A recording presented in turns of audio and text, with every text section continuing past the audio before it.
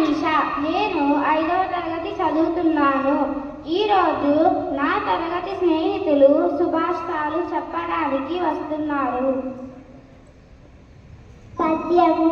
సత్యసూతి ఘటించుది జడిమా Manchu, గౌరవము సంగు జనులకు కలుషమనచు, కీర్తి ప్రకటించు చిత్త విస్ఫూర్తి చేయు, సాధు సంగంబు సకలాత సాధనంబు.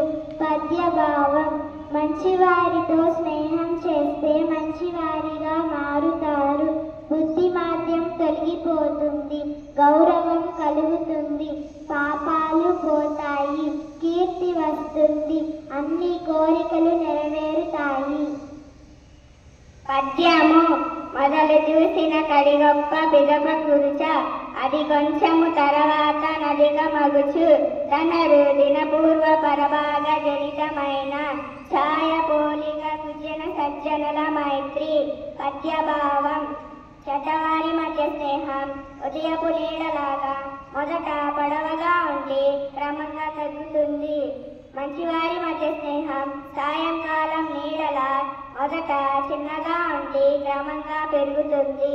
అంటే చెడ్డవారు త్వరగానే దూరం అవుతారు, మంచివారి స్నేహం క్రమంగా పెరుగుతుంది అని అర్థం.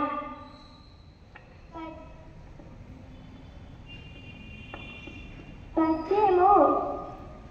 కందుకము వలె సుజనుడు క్రిందంబడి మగుడ మిదికిన్నెంగయుజుము, మందుడు మృత్పిండము వలె క్రిందంబడి ఎడగియుండు కృపానాత్మమునన్. పద్యభావం.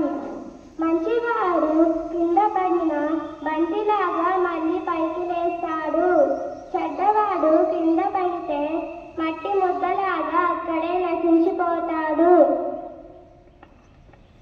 మాకు ఈ అవకాశం ఇచ్చిన సిస్టర్స్కి, టీచర్స్కి మీ అందరికీ